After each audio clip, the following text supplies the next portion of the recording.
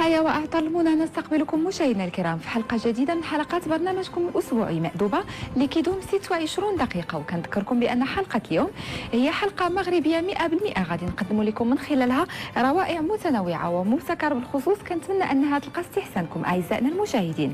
فحالا غادي نتوقفوا مع فاصل بسيط ونعود مع الشيف هواري لتطبيق أول وصفة من حلقة اليوم. رجعنا لكم بعد الفاصل مجددا مشاهدينا الكرام، والان غادي نستقبلوا شيف هواري باش نتعرفوا جميع على مأدوبة وشنو محضره لنا من وصفات مغربيه. شيف مرحبا بك. مرحبا بمشاهدي الكرام. اليوم عندنا واحد الطبق هو اللي ديال بريوات اللي غنديروا فيهم بطبيعه الحال الدجاج والكروفيت. نشعلوا على النار بطبيعه الحال. حنا المواد عندنا تقريبا كلها مشحره، غادي غير ندوزوها باش كطيب شويه ثم كتجانس مع بعضها. ضروري باش تجي لذيذه شويه، ما تكونش مسلوقه فض، تجي شويه باسله. ضروري نسوقيوها شويه ديال الزبده باش تعطي هذاك اللوغو، تعطي حتى داك شويه ديال لا سوبليس، تولي هذا تعطي وحده. ناخذوا بطبيعه الحال قلنا عندنا الدجاج ابيض، دجاج مقطع مربعات مفضل يكون من الصدر ديال الدجاج، من لو بلون دو بولي احسن حاجه. عندنا الكروفيت اللي قشرناه بطبيعه الحال، لو بوكي غوز يمكن مميز هذا لانه من اجود الانواع، تيكون شويه بطبيعه الحال. عندنا لي شامبينيون هنا دو باري، وعندنا لا فيرميسيل دو شين. نديرو دابا بعد ما دابت لينا الزبده نديرو الدجاج مربعات ديال الدجاج. وعندنا تبع كروفيت قلنا يمكن من المفضل يكون حنا قشرناه بدينا تيكون ان بوكي غوز اللي تيكون لذيذ بزاف. لي كروفيت لا سيما لا سلقناهم وقشرناهم راسنا تيكون مميزين بطبيعه الحال. عندنا سمعيه شويه ديال لي شامبينيون هادو دو باري معلبين مفضلين.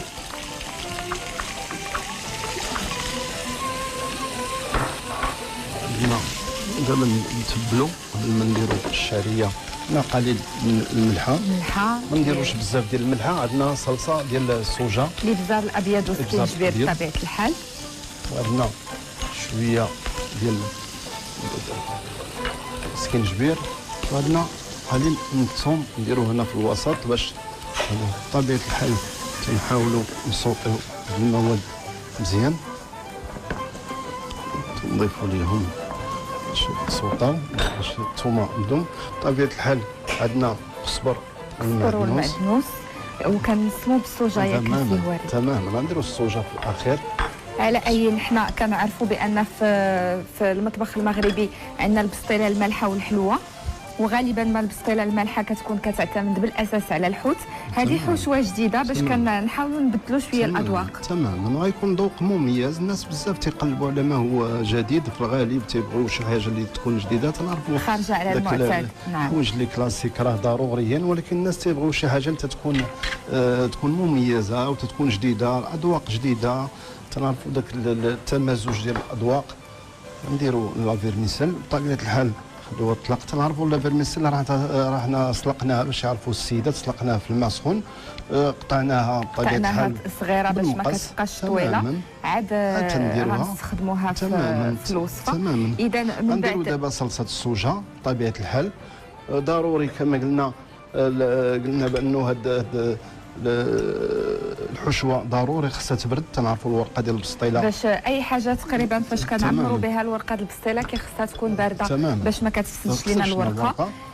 اذا ها هي الحشوه ديالنا تقريبا واجده، غادي نخليوها تبرد. في انتظار ما تبرد ونعمروا بها الورقه ديال البسطيله غادي ننتقلوا للوصفه الثانيه مشاهدينا الكرام، فتابعونا.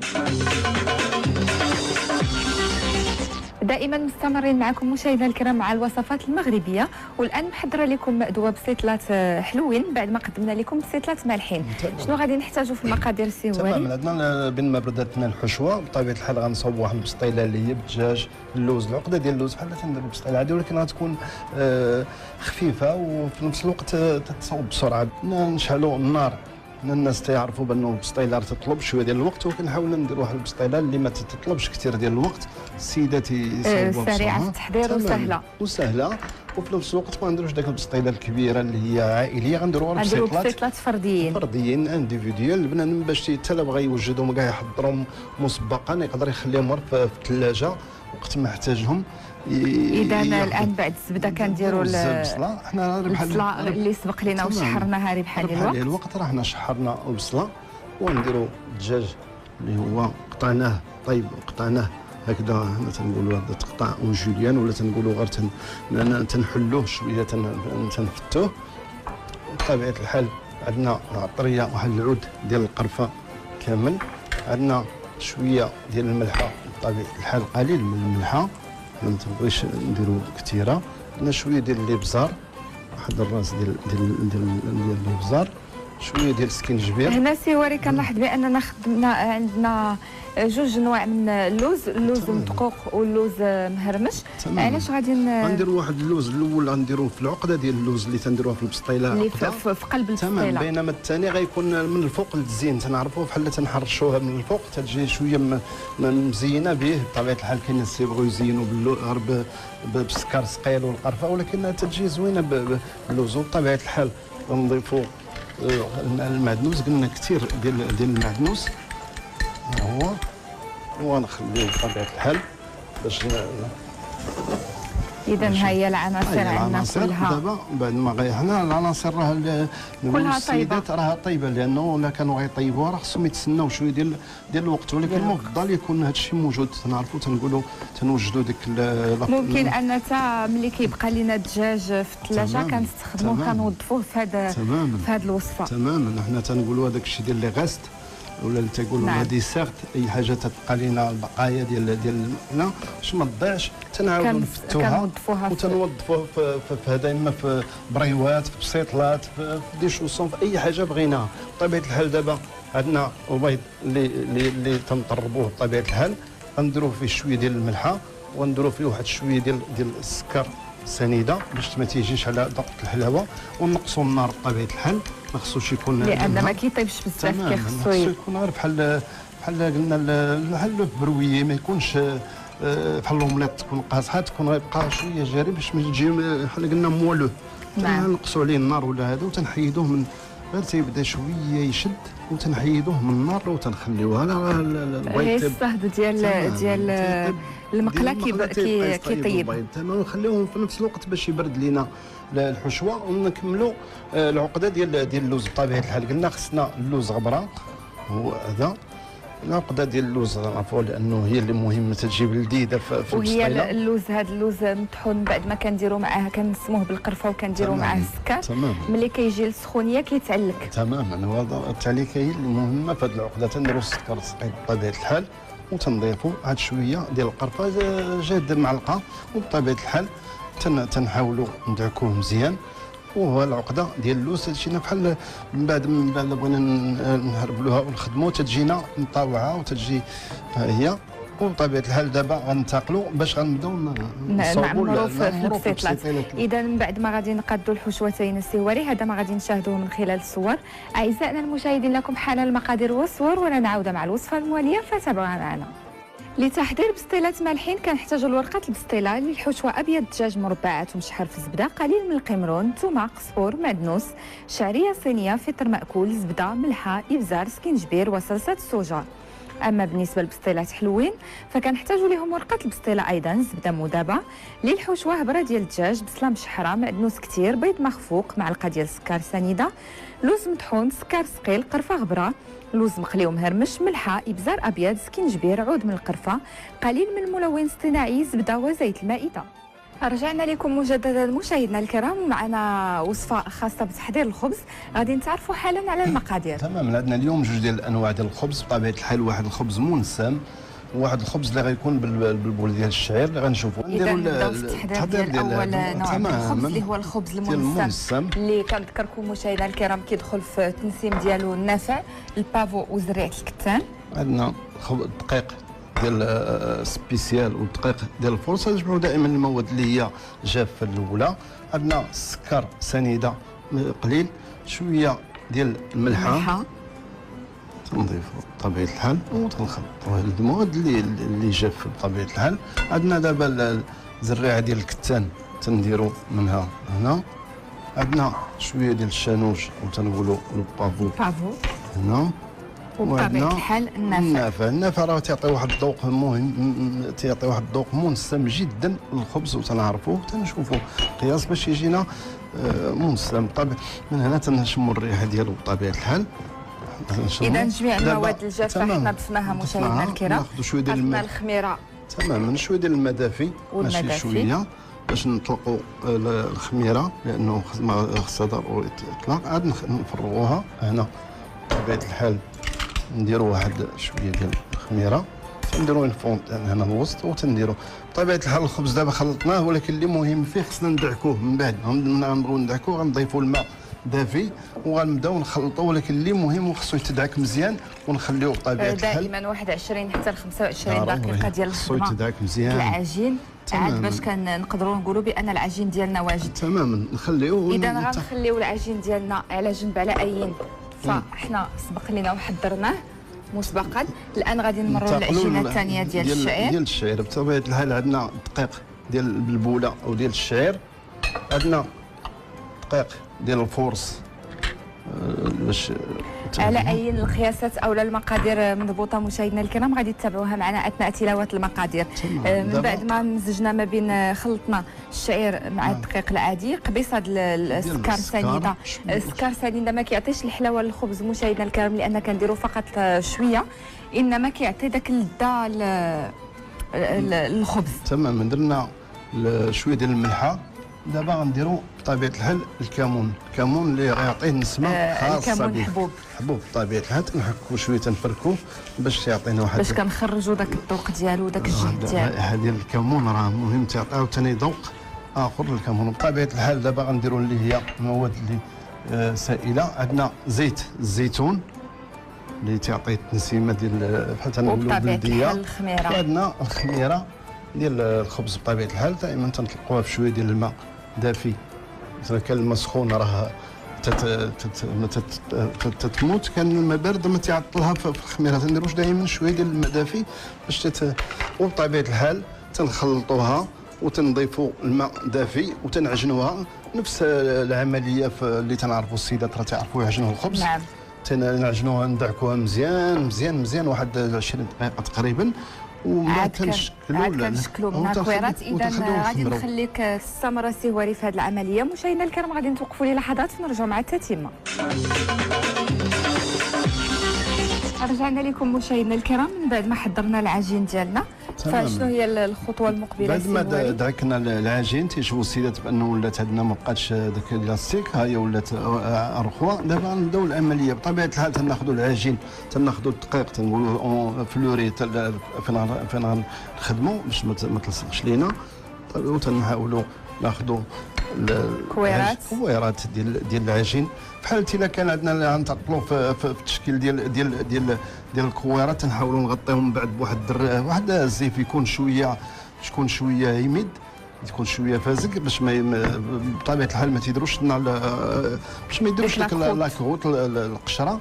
وتنخليهم بطبيعه الحال وكنخليوهم يرتاحوا بطبيعه الحال حتى كنحصلوا عليهم في هذا الشكل هذا. كيف ما كيلاحظوا معنا المشاهدين فالحجم ديالهم شويه كيتنفخ. بعد ما غيخمروا راه غيزيد شويه الحجم ديالهم. عندنا الخبز بطبيعه الحال ديال الشعير كنشوفوا على هذا الشكل هذا. كيف ما كيلاحظوا معنا المشاهدين الخبيزات على هذا الشكل ديال هذا. تنقولوا دائما البن والدقيق تيخمر بسرعه، بينما الشعير ما تياخذ شويه ديال الوقت، لانه الشعير شويه ثقيل. تناخذوا العجين ديال الشعير بطبيعه الحال تنحاولوا نكوروه هنا في هذا على هذا الشكل. بحال كنديروا منه كويرات. تماما. نحاولوا دائما نرشوا شويه باش ما يكونش عنده هكذا. تنديروا منه كويرات بطبيعه الحال. تناخذوا هذا باش يشوفوا السيدات. تنحاولوا نديروا واحد الشرطه وسط. من بعد ملي كيطيب كتحل هذيك الفتحه اللي بينما هذا تنخليوه لانه هكذا. نعم. بحال هذا. اذا كنديروا هاد لي زانسيزيون بعد كندخلوه الفران. شحال ديال الوقت السهواري؟ بحال الخبز ديال الدار بحال تنطيبوا الخبز الفران يكون على اي السيدات ما كيخفاش عليهم الطياب ديال الخبز. تماما. نعم. اذا غادي نخليك مستمر في هذه العمليه. غادي نتوقفوا للحظات مع المقادير ونعود مع الوصفه المواليه فتابعوها معنا. باش نحضروا خبز على جوج انواع بالشعير ومنسم غنحتاجوا الخبز بالشعير 500 غرام من دقيق الشعير، 100 غرام من دقيق الفرس، معلقه صغيره من السكر سنيده، معلقه كبيره من زيت الزيتون، معلقه كبيره من خميره الخبز، ملحه وكمون حبوب.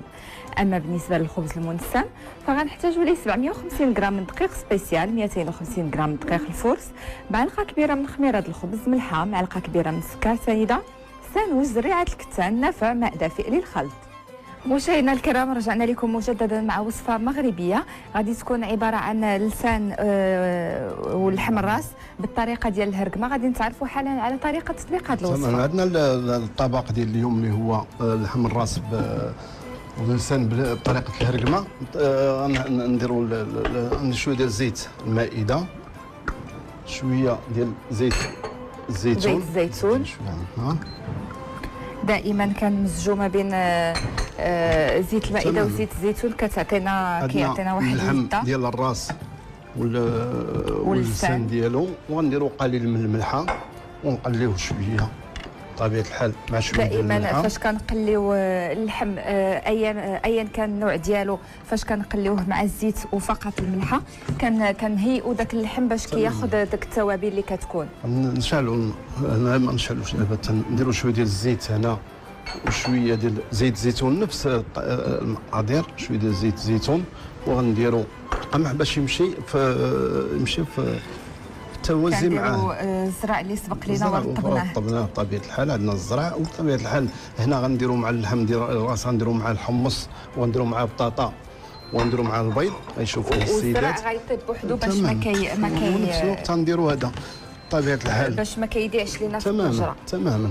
نقليوه. عندنا البصله بطبيعه الحال، البصله، وعندنا تماما مشلضه. عندنا الريوس، 3 ديال الريوس ديال الثوم. عندنا الثومه مقشره بكثره، تقريبا واحد 14 درس ديال الثومه اللي نقيناهم. والعطريه غنديروها بنفس العطريه اللي غنديروا، تنقليو شويه مزيان، نقص عليه النار. بطبيعه الحال درنا هنا الملحه، غنديروا واحد شويه ديال الملحه هنا. وعندنا البصله غنديروها هنا، ما غنديروها مع اللحم باش يتقل. دابا تقلى هكذا.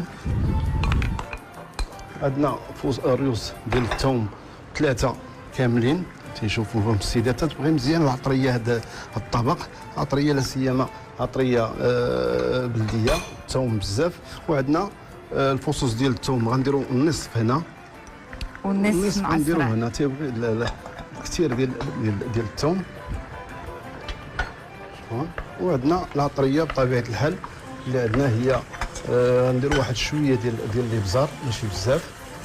هنا الابزار، وهنا شويه ديال الابزار. ونمشيو نقصوا عليه النار شويه. عندنا واحد شويه ديال السودانيه، ماشي بزاف، شويه كذلك هنا. اذا نفس المقادير، فالملحه، الابزار، السودانيه والملون الاصطناعي. شويه ديال الملون الاصطناعي هنا وشويه هنا. وعندنا اللي غنديروا منه بزاف، عندنا سكينجبير، غنديروا منه واحد المعلقه مزيانه ديال السكينجبير، هي هذه اللي غيكون مسيمه. وواحد شويه ديال السكينجبير هنا بطبيعه الحال. وعندنا التحميره كذلك، التحميره باش كتعطينا اللون، تجي مزيانه مع الطياب ديال الهرقمه. الطياب ديال الهرقمه راه تيبغي مزيان. وبطبيعه الحال تنحركوا هذه المواد هنا. بالنسبه باش غنرويو اللي عندنا طرويه، راه عندنا المرق ديال اللحم.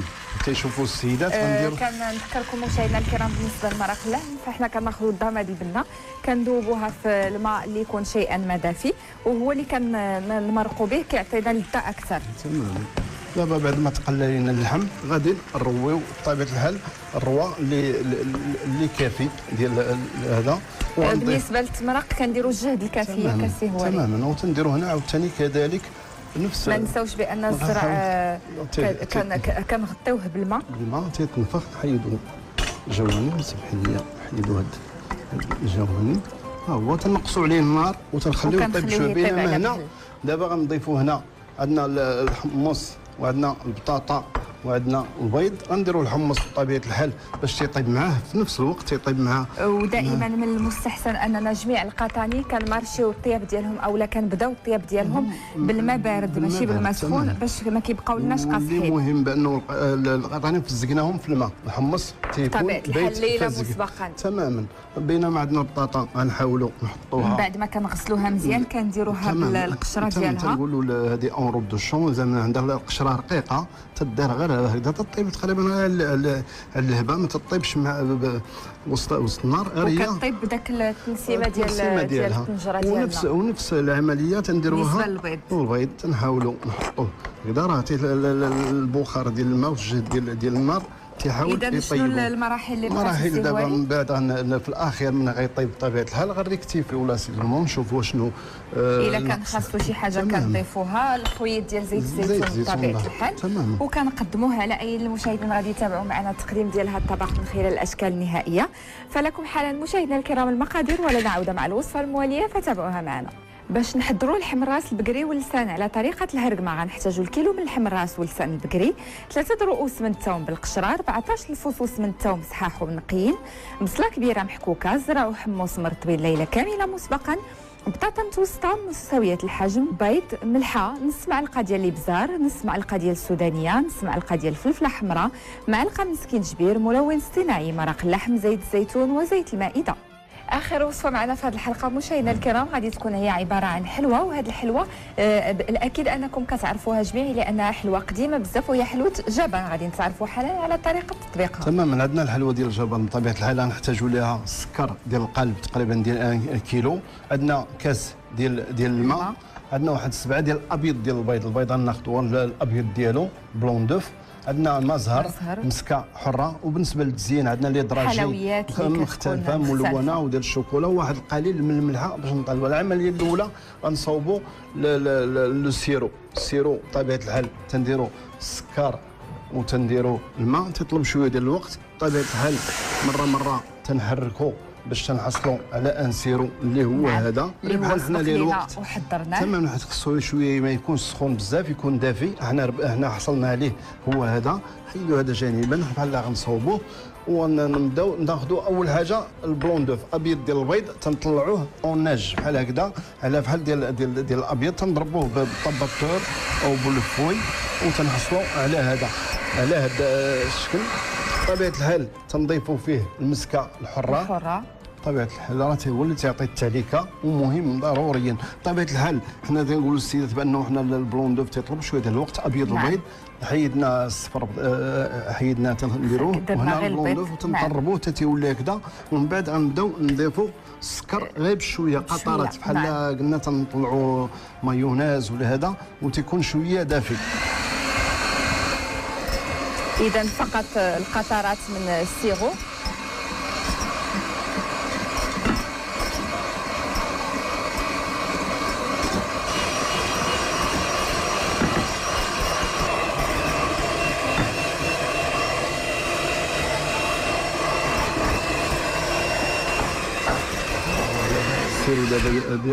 البناء ديالنا موجود بطبيعه الحال تمشيو شويه. دائما تنقول للسيدات ما يكونش سخون بزاف باش ما يطيش. دابا غنضيفوا ودائما كنطلبوا من السيدات انهم يحترموا الطريقه، لان الطريقه هي اللي فيها هذاك السر ديال انجاح الوصفه. ما تنشوفوا بانه تيولي اونكتيو بحال تنقولوا واحد الميرانغ، تنصوبوا الميرانغ ولا تنصوبوا كنسموا شويه المزهر بطبيعه الحال غنديروه شي بريد.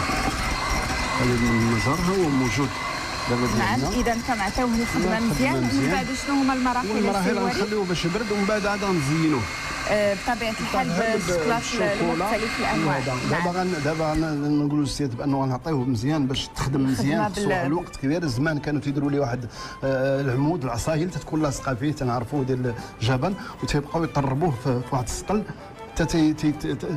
تخدم مزيان تيتعلق مزيان. ولكن دابا حنا تنقدروا نديروا بالدراب الكهربائي. الكهربائي نفس الطريقه وعاد كنديروه في الثلاجه كيبرد. اذا غادي نخليك تستمر في هذه العمليه السهواري. مشاهدينا الكرام لكم حاله المقادير ولا نعود مع الاشكال النهائيه المأدوبه اليوم. باش نحضروا جبان غنحتاجوا الكيلو من السكر من نوع القالب، 7 ديال ابيض البيض، مزهر، كاس من الماء، مسكه حره للتزيين، شكلاط مختلف الانواع على شكل كويرات. اعزائنا المشاهدين، بالنسبه لمأدوبتنا النهائيه فكنقدموها لكم على هذا الشكل وكنهديوها لكم بصحه وراحه. تماما اختي داليا، كانت مأدوبه غنيه لا سيما بالاطباق المغربيه الاصيله. تبع من السيدات كيفاش حضرنا انواع ديال البسطيلات المالحه والحلوه. بطبيعه الحال درنا ديال الجبن اللي صوبنا على الشكل، درنا فرديين، درنا ديال الدجاج كذلك اللي هي البسطيلات الناس يديروا كبار، ولكن درنا فرديين مميزه، ودرنا هذا الشكل اللي هو جديد اللي هو رولي او مفتوله دينام تماما، او اللي يقولوا بلاغانطون، غتكون واحد الذوق مميز ديالها. درنا الانواع ديال الخبز بطبيعه الحال، درنا جوج ديال الانواع تماما منسم، واحد بالنوافع بطبيعه الحال ديال السميده اللي هو عادي، ودرنا هذا ديال الشركات اللي درناهم بالكمون بطبيعه الحال، حتى نعرفوا راه احسن هو البان كومبلي ملي تيكون ديال الشعير، ملي تيكون سخون تيديروا فيه شويه ديال زيت الزيتون، وهذا راه مميز. الناس تيبغيو الغذاء الصحي راه مميز جدا. درنا الطبق المغربي الاصيل اللي هو ديال اللسان مع اللحم الراس على طياب اللسان على طياب الهرقمه بطبيعه الحال. درنا الحمص بطبيعه الحال، ودرنا الحربر او بالزرع ديال بالبيض بالبطاطا. الناس اللي طبق مميز، والتي هي معناتها نعرفوا انه اللحم الراس ولا اللسان بالاخص من الاجود اطيب الاطراف ديال اللحم. نعم. بعد المخ هو اللي رطب تيكون هو اللسان مميز. بطبيعه الحال درنا الحلوه ديال الجبان اللي ولات كديسير او لا تماما هو طبق وصفه حلوه كنديروا هذا جبان تماما. ودابا ولا بسهوله تنقدروا نحضروها. من الناس زمان كانوا تيديروا ذاك العمود تيبقاو عنده الوقت بزاف والعضلات، دابا بسرعه وبصحه والراحه. نعم، إذا هي مأدوبة متكاملة فيها من مقبلات وحتى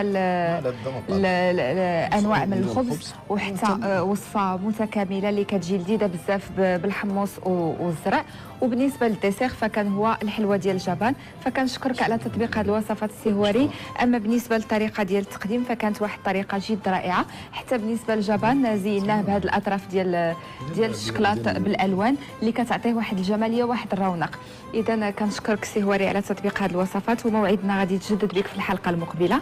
اما انتم مشاهدينا الكرام فكالعاده ما سخيناش بكم، على امل لقياكم الاسبوع المقبل بحول الله. كونوا في موعدنا مع وصفات جديده متنوعه ومميزه وخصوصا مبتكره، والى اللقاء.